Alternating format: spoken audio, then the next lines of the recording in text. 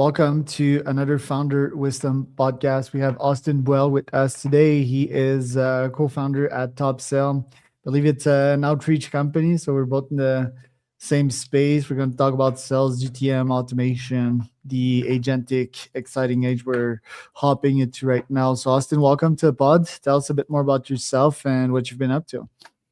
Thanks for having me on. I'm excited to have a chat here. We've been working on a product called Topsail. It simplifies the outbound motion for a seller. So we just take all the boring manual work, like figuring out who to reach out to, doing research on them, finding their contact data, putting them in the sequence, blah, blah, blah, blah, blah. We turn it all into a single button click. So if I'm supposed to cold call somebody, I just have a big orange button. I hit call. If I'm supposed to email them, I hit that button. If I'm supposed to do a LinkedIn thing, I do that. So just taking all of the non-selling activity out of a seller's outbound motion, just keeping it super simple. I start this company. I believe you were employed for most of your life. Why make that? I mean, you were founded in 2010, right? But why quit a comfy job to launch yourself with no nets again? Because I think it's compulsion.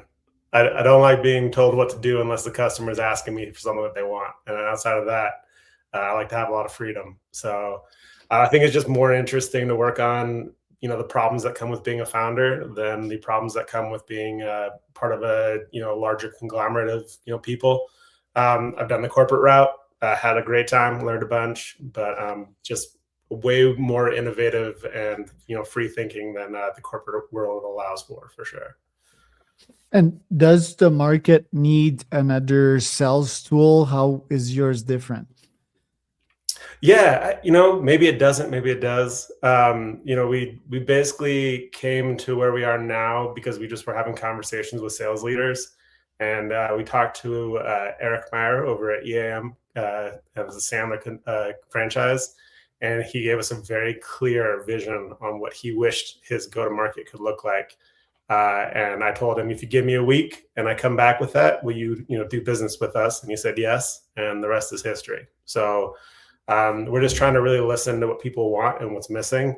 I know there's a lot of sales tech out there and they're doing similar things. And we're just trying to zig while everyone else is zagging. Interesting. So what's the product about? What are the features and what type of ICP do you target? We try to work with companies that are kind of like ignored for the most part because they have a problem that no one's solving for them.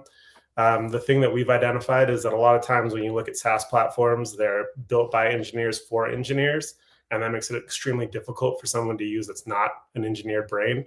So we try to make everything super simple. So, people in the manufacturing or contracting or, lower tech, quote unquote, I guess not computer-based world tend to find the software that's out there at this point in time for sales tech to be too confusing. And so we've just made it extremely simple. So we actually try to give the most minimal amount of anything to anybody when they're using our product. And so instead of making it super powerful, we make it super simple. I think our motto is, jock simple, nerd cool. And we try to keep it that way. So anytime anyone asks us for anything, we make them give us a real proof point as why do they need it instead of just the one button we give them.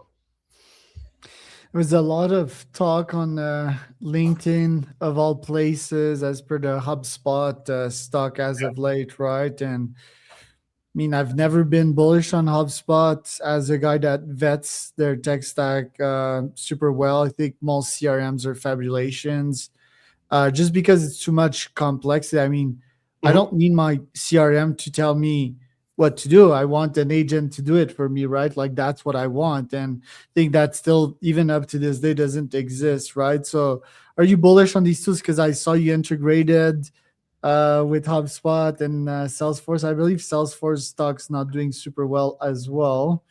And are you bullish on these big companies, these big CRMs moving forward? We do that because people have HubSpot and Salesforce. And in my experience working with people who have those products, asking them to rip it out of their tech stack is basically a non-starter. So in order to reduce friction in the sales cycle, we just integrate. So we are trying to move sellers out of using their CRM. Our goal would be the seller and an organization never touches the CRM. That being said, those are great databases, and if you have it and you need to log the activity of a seller, Topsail does it for you. So instead of expecting the sellers to go in and do double entry, we just do it for them automatically with no, it wouldn't be like an AI agent, but just through integrations and smart architecture. And so, instead of saying, hey, I know that you're a big corporation that has a Salesforce in place and you have a ton of, backlog data in there, rip that out and we'll take it over. We just go, cool, keep that. We're fine with it. Just give us your sales team and we'll give you all the information you need for that database instead of asking you for a big change. And I'm what's not the price? What? Yeah. But to answer your question, I'm not bullish on them at all. I think, to be frank, I think Salesforce lives purely off a reputation that people think if they're going to grow their organization, they have to get Salesforce. Not true. I think HubSpot's a better version, but it's still by engineers for engineers. And I think people are really hungry for software that works for people who aren't software engineers. And now that we have AI doing a bunch of coding, we're going to get a lot of that. It's going to be really cool. Yeah, it's always been an unfulfilled promise, right? It's just great to think that, we're gonna organize ourselves now, and magically people are gonna buy. And I think also it ignores human psychology. You can follow up as much time as you want, but I mean, if someone is not bullish on your actual product and what you built and your offer, right? Like they're not gonna buy more just because you followed up with them. Not saying CRM's exactly that. It's a bit more than that, but so many tried and have failed, right? Like right now I'm using Adio. I think Adio is pretty fun. You connect your email and your calendar to it, your Google account, and scrapes all your emails, scrapes all your calendar meetings in one go, and it makes sense out of it. And then you can just tell the agent, follow up here, and it will write like this personalized email. It's the closest thing to a good CRM, because I've lost CRM in the last like 5 to 7 years as a sales guy myself. It was like CRMs are pretty much bullshit. And my new co-founder got me back on the track of being somewhat bullish again and finding value in CRMs again. What's the price tag on sale? Topsail, that is. We kind of do it based on value based, on the conversations. If you go for just like the baseline, it's $500 a month per seat. But then we do things like, connect to a database that has different actions relevant to your sales cycle. Then we use that as intent signaling. So a very specific example would be we have a customer that does water treatment solutions. And so when do people need a water treatment solution? When they have either renewal or a violation with the EPA that requires them to do some sort of action to get back into compliance. So we connect to the EPA Echo database to then draw those signals out, identify the companies that need the water treatment solution, and then put that into a queue for those people to reach out to. So in that situation, that's a pretty advanced custom integration and intent signal specified to that exact customer. So it's going to be a different pricing model at that point. But for people who are just looking for firmographics as part of their outbound motion, it's the $500 a month. And you said it's B2B, right? But water treatment, I mean, yeah, it's municipalities. This other example that you gave me, is it like core B2B? Is it focused on trades, or is it focused, I don't know, on like more service types of B2B business, or there's no focus? It's whoever their clientele is. So they're going to have people who have fleets, or they have a manufacturing site, or they have anyone that has stormwater runoff. And so they treat that water and they make it compliant with the EPA. So whoever falls within that compliance need is put into their queue to be able to reach out to. So it's very specific to the exact problem that they solve. Right. Why pick such a hard? Because you're going in the CRM space, right? Like, why pick such a hard niche? Like, what was the master plan with Topsail? I mean, that's just one of the niches that we address. So no, but I mean like the CRM space, right? Like, and trying sales automations. There's also so many contenders in that market. I mean, the flywheel here is that you're using your own system to generate your own leads, right? That could be a possible good answer. I mean, that's what I was doing this morning. I was in Topsail. I was using it myself. We're partnered with a couple Sandler franchises, so we reach out to companies that have been trained recently by Sandler. We use Topsail to identify those companies, and then I reach out to them based on the signals that we're getting from our own platform. And then it just kind of depends on what hypothesis we're testing at the time for our go-to-market strategy. Plug it into Topsail, and then we start working it, and we find out, and we reiterate based on that. Are you raising capital this year? If we have to. The goal is not to. We tried last year. We didn't really like the conversations that we're having with the investors that we're talking to. It was in direct conflict with our customers. And so we said we can either try to listen to the investors, we can listen to the customers. And as soon as we said no thanks to investors, we ended up taking off. So we're just going to listen to our customers. And if at some point in time investors come our way, great, but they're going to have to fall in line with what the customers say, not the other way around. Right.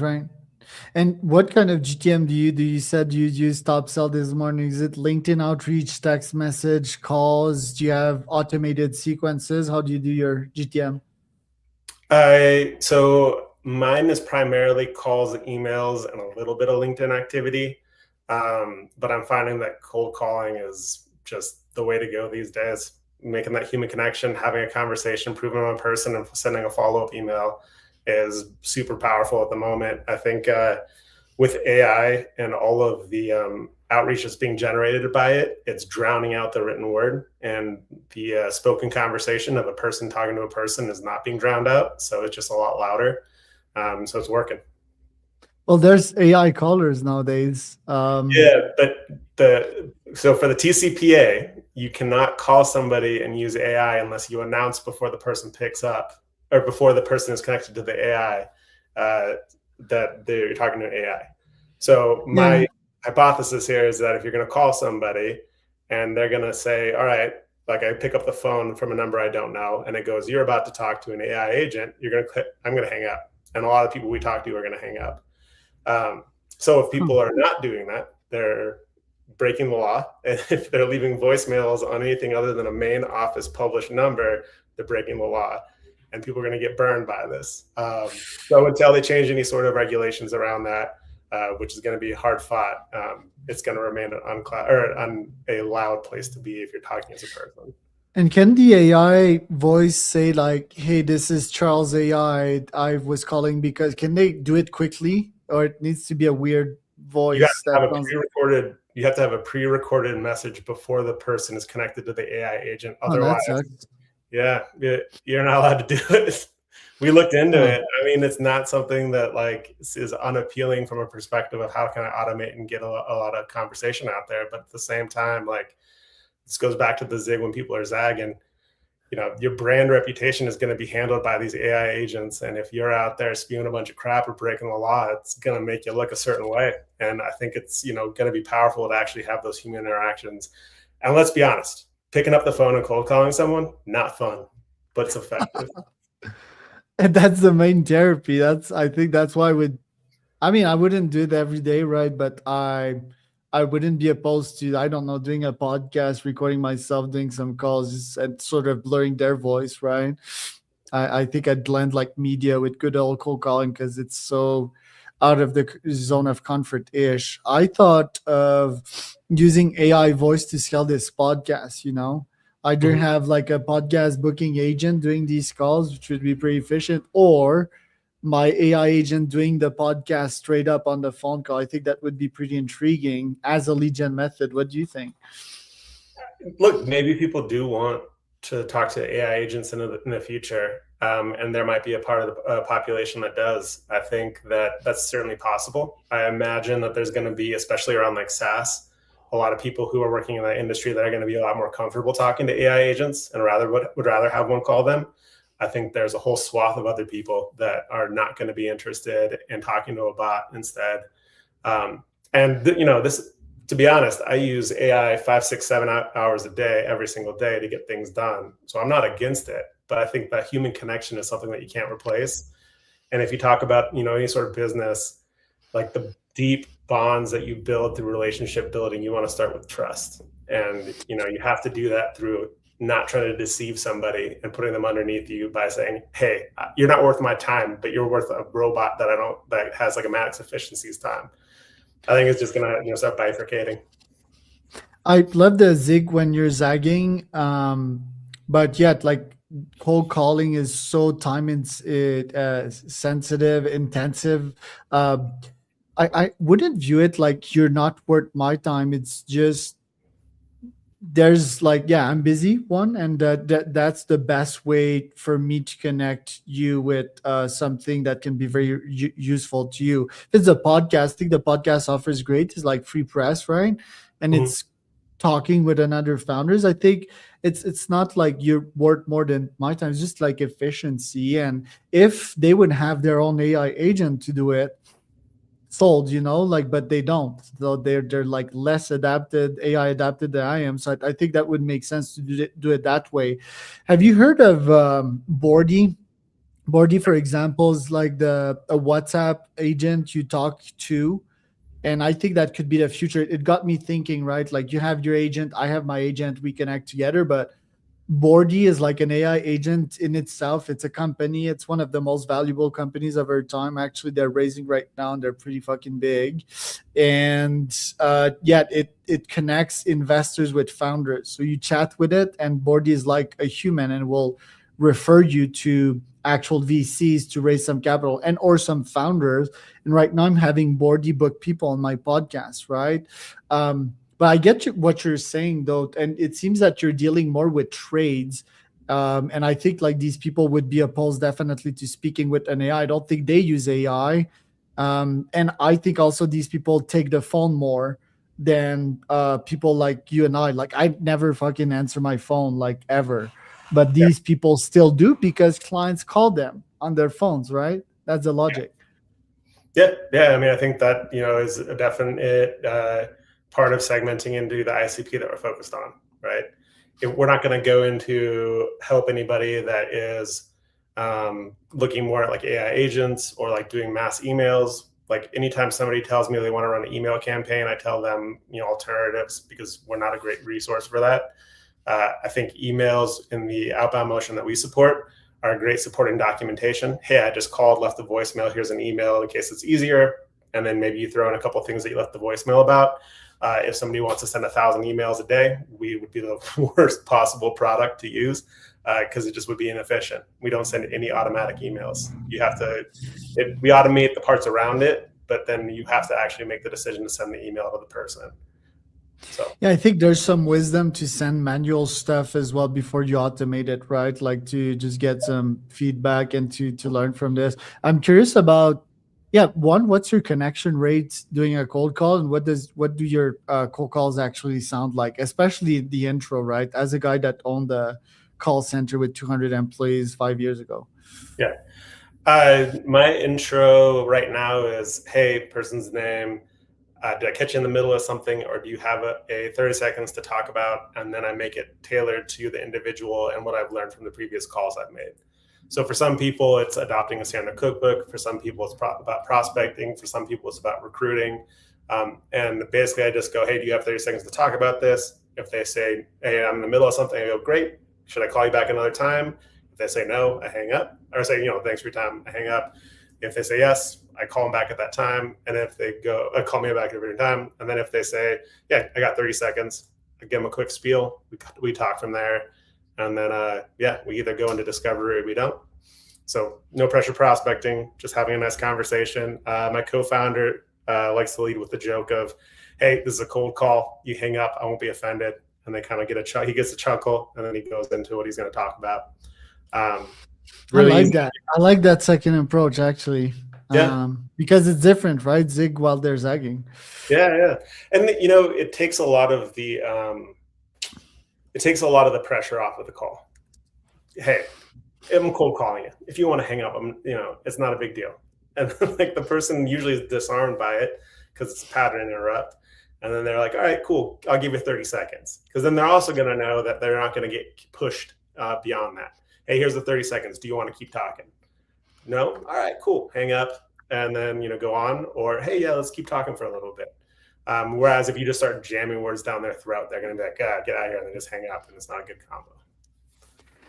I'm pretty sure if I would start cold calling again, my whoop ban would be like, "Hey, you're too stressed. Your cortisol levels are too high." Like, doesn't Yeah. that have an adverse effect on your stress level, or you're just not looking forward to another day? Like, how do you manage that mental aspect? A couple of ways. The first one is that because we take everything out of like leading up to the cold call, and you just have to make like we do all the research, we provide all the information, and all you have to do is hit an orange button. I get into a rhythm, and before I think about anything, I just hit that button and it starts ringing, and I'm like, there's no choice now. I'm already calling the person. And the second one is that we use our own reporting for an internal competition. So every month we buy whoever wins gets a bottle of whiskey from the other person. So I'm driven by competition. Every day I look in and I make Show sure me that your whiskey bottles. huh? Show me your whiskey bottles. Oh, they're in the You other must room. have won a couple. No, my I co-founder won hope you last have a month. couple. My co-founder won last month. I won this month, or it's a day away, but I put a real big lead on him because I wasn't going to let him have a second month in a row, and next month should be really competitive. But we're just having fun with it, and because we have our product sending us reports every single day, we can just sit there and every day get hyped up and be like, I'm going to win today. So that's how we handle it. And it's really gratifying when you get a good conversation with people, even if they're not interested to have a long-term one. I think people are starting to come back around to wanting to have phone calls instead of mass emails and stuff. Wait. So if you have a good offer via cold email like this podcast, don't you think that would be better to have a thoughtful conversation with someone, earn their trust, and then pitch them on something? Lead gen podcasting, which starts with cold email, by the way. Yeah, no, I think lead gen podcasting is great. I think that there are times where I just want to know why somebody's calling me, and there's other times where I just want to have a conversation. And I think people should be, doing a multitude of different things to do their top of funnel. I just think you got to have phone calls as part of it. I mean, it's not something that it's not a prereq to have healthy top of funnel, but I think a lot of companies are failing because they're not doing that part. Yeah, I'm bullish on AI voice. I'm willing to reconsider it and try to find a hack around that pre-recorded message. I'm not sure how, but I'm surely investigating it. What about LinkedIn outreach? Also saturated for sure. Yeah. I pretty much move every single message I receive into archive. Yeah, what's your take on it? It's fine. Like, I think it's good to connect. Like, it's good to have your resume out there, prove you're a person. I think as more and more agents get spun up and you're getting uncertainty around whether or not somebody is a real person that is reaching out to you, LinkedIn's a great way to prove that. Now, that being said, somebody reached out to me on LinkedIn the other day, and they were offering to let me rent a made-up LinkedIn profile. So that'll be interesting to see how that plays out. And I think LinkedIn's in an interesting place, and we'll see how it plays out. I'll continue. Interesting synonym to bad. So what? Interesting place, aka bad place. Is that what you mean? I would rather never go onto LinkedIn ever again. We'll put it that way. Same here. And actually, X as well, right? Since Elon owned it, like it's yeah. I vibe coded my own X. Nowadays, not saying that this is the solution and that it's fixing all my problems, because I'm streaming on X right now, but it's just like there's so much bullshit in there, and I think nowadays you can build your own applications pretty quickly. I'm building a community of top founders on my end, and I want them to be on my own app, I guess, that is vetted, that is more scientific, and I don't know, like EQ type of place, and not just like trolling all over the place, right? So I think these platforms are in a real weird place. Yeah, I think there's a real hunger for a genuine third place for business conversations, and I think they're becoming something that'll somebody will hit it right, or at least it'll become like a ton of little mini like groups of that kind of stuff. I can't tell you the amount of lies that I've seen across X and LinkedIn for people trying to peddle snake oil, and then it catching people and getting them convinced that that's actually truth. And I think it's unfortunate, but that's what happens when you get any sort of network effect. There's people who come in and start abusing it, and I think Yeah. somebody will figure it out. And maybe what you're vibe coding right now will be the answer, which would be awesome. Founderconvos.com. There you go. That's what it's called. Austin, thanks for showing up today. Yeah. Where can people find out more about you? Go to topsail.app, topsail.app. And then I guess they can find me on LinkedIn. I guess, even though after Oh I already boy. said that. But Did also you really said that? my email is austin@topsail.app, AUSTIN@topsail.app. And my phone number is 503-551-7565. I'm here for I'm gonna conversation. cold call you. Do it. I was Austin and Charles for another Founder Wisdom